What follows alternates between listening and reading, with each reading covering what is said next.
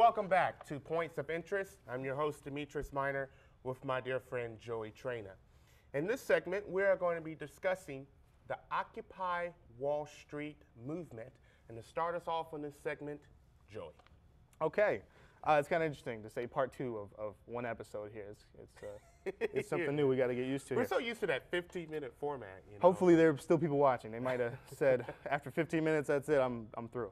But in any case, so second half here. But kudos to those out there who are hey. putting up with us for 30 minutes. Yes. So. Thank you for taking the time. Right.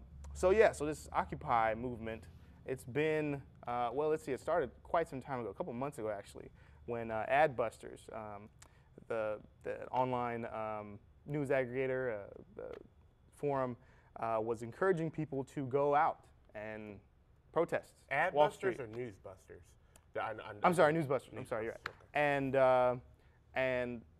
And so from there it grew and grew, and interest kept growing, and then now it's a worldwide thing. Now there are people in cities all across the nation, every state represented, and now it's as far as Rome, it's as far as all over Europe, and it's a very organic, fluid kind of thing. There are no leaders. There's no one spokesperson. We're all leaders and spokespersons in our own right. Whatever skills, resources, things that you have to bring to the movement are welcome, and that's kind of and even within that there are caveats, because we have each organization organizes themselves, and so it's happening, and so it started happening in Augusta last week, and here's an example. I don't know if everybody can see that. Also, I don't know if you can see this. It's kind of hard to see on this kind of camera, but it says occupyaugusta.org, where you can find more information about what's going on here. And then here everybody's asking, what are the demands? So, and this is just one representation of the many demands or interests, and just one representation of the wording of different things people are looking for from the movement. And so there's been negative press and maybe more positive press, a lot of negative press, though, I guess, which can be expected when, from network media or corporate media or even locally. One of the concerns, Joey, and I really haven't followed Occupy Wall Street intensely as you have. One of the concerns that I'm hearing is that some people are unclear, and I guess this is what you could talk about, what these protesters are after. They're unsure what their motive is and what their initiative is. And there's some uncertainty on where this could lead. Yeah. Well, that brings a question for me, because I've been following this for some time, and people that ask me that, once I tell them end corporate greed or corruption, end corporate corruption within government, that kind of sums it up. But then it leaves open for different solutions or thoughts on that, evidence to back up what we've all seen now as the collusion between private industry and government that's really leaving the rest of us out of it, not helping us. Like we pointed out earlier, problems with the economy and jobs, the bailouts, what have you. So these are people from all different backgrounds, and I have to be very careful. I've had many times to go back and clarify, because I'm not a leader, I'm not a spokesperson. There is no one person. And my affiliations outside of Occupy Wall Street really have little to do with the movement. I mean, those are auxiliary to me. But Occupy Wall Street is for anybody and everybody who wants to get on this message of ending corporate abuse. So that's it. I hope that clears up the main, because that's the thesis. I mean, if you had to say, that's why everybody's here together. There were some people who were trying to compare the movement to the Tea Party. I don't know. There's some commentary, some analysis that, it's the Occupy Wall Street movement, kind of like the Tea Party movement, trying to bring awareness to government about, their concerns, their ideas, and how they believe the country should move forward. There were some concerns about some of the Occupy Wall Streets being trashy and leaving things on the ground and not being sanitary, that or whatnot. But you know, the beauty Well, on of that this, Tea Party, I think the Tea Party point is great. I think we should explore that more because Tea Party arose out of the election of Barack Obama, along with the bailouts, and a call for smaller government, and it was largely conservative. Right. This movement has a similar, not entirely parallel lineage in that it's also in response to bailouts and government collusion with and it has been backed private by industry, Wall Street. Some Democrats, such as the President Obama. And I can say locally, there are people that identify themselves as Tea Party members that are part of that are coming out and protesting with us. But it's not about whether somebody whether an entity endorses the movement or not, because it's more separate than that. President Obama has endorsed it, the Occupy Wall Street. Nancy Pelosi has endorsed it. Some Democrats have endorsed it. Some Democrats are reluctant to endorse it because they're not sure where it could lead. So it'll be interesting to see the events that will unfold in the future. Well, and so with that narrative, I mean, I think the goal of saying, well, all these Democrats support it, is to say that it's in line with Democrats.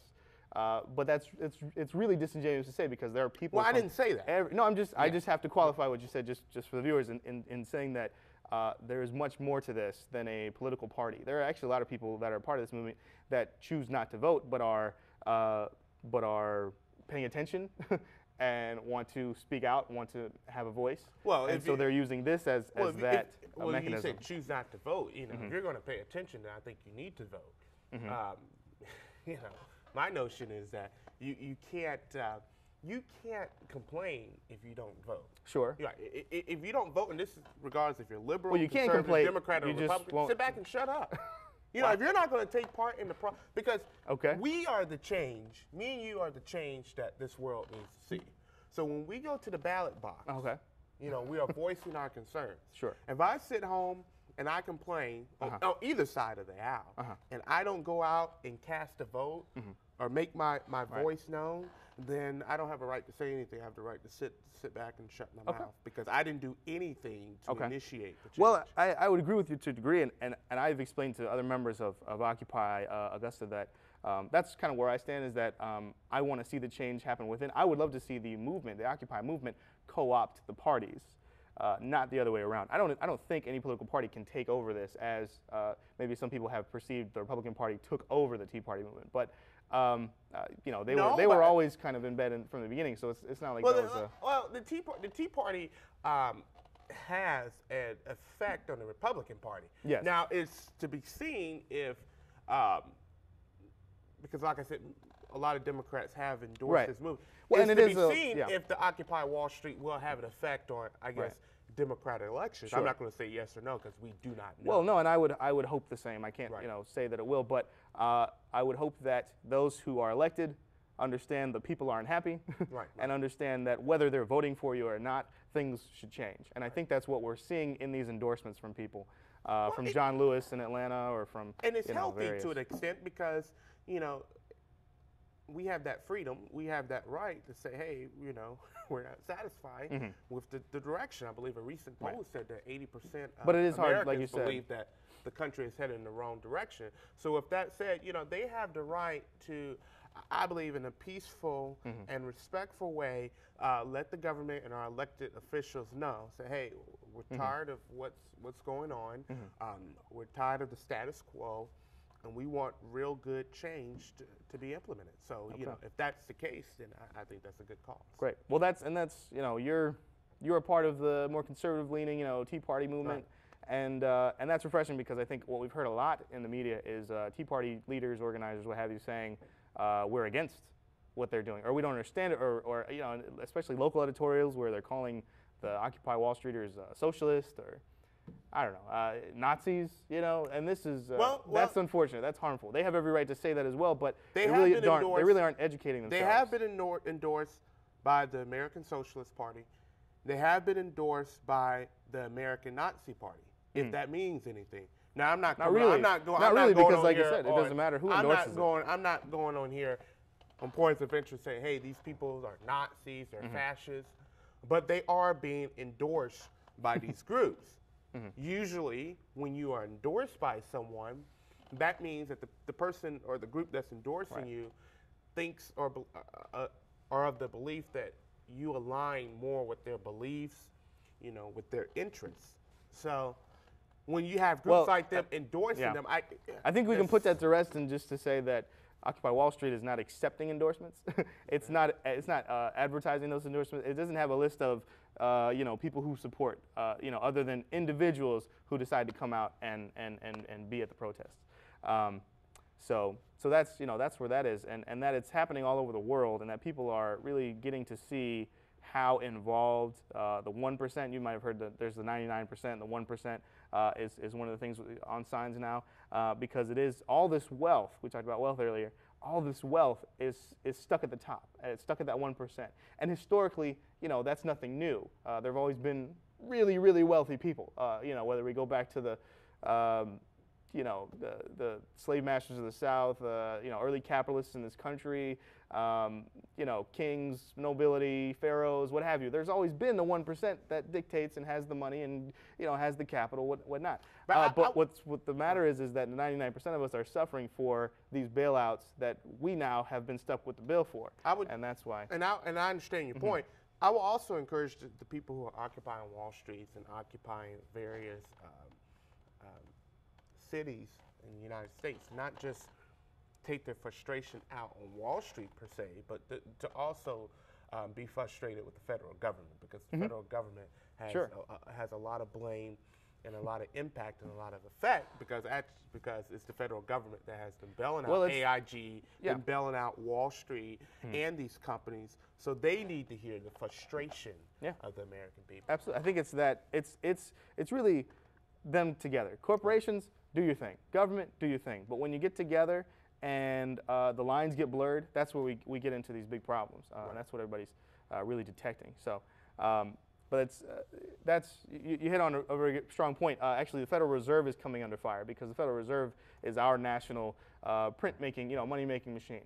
So it's our bank. It's the national bank, you know, essentially. And so they're playing us like Merrill Lynch or Lehman Brothers or AIG, what have you, would play people in a more private corporate setting. We don't have enough time to go into the Federal Reserve, but I guess a lot of people are calling your friend Herman Cain was a part of that. He got he's also stimulus calling, money. But he's also calling for the Federal Reserve to be audited, which is something that I agree with. I agree that Ben Bernanke should be fired.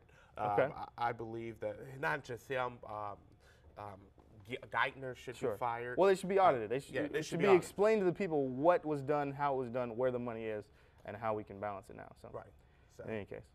But this has been a great discussion with the GOP debate, the talk of occupying Wall Street, and you know, you involved with occupying Augusta, and you know, this is what we want our listeners to understand, is that you know, we want to come together and be educated and be informed on how to move this country forward. Yeah. So let us know what you thought. Send us emails, shoot us something on Facebook.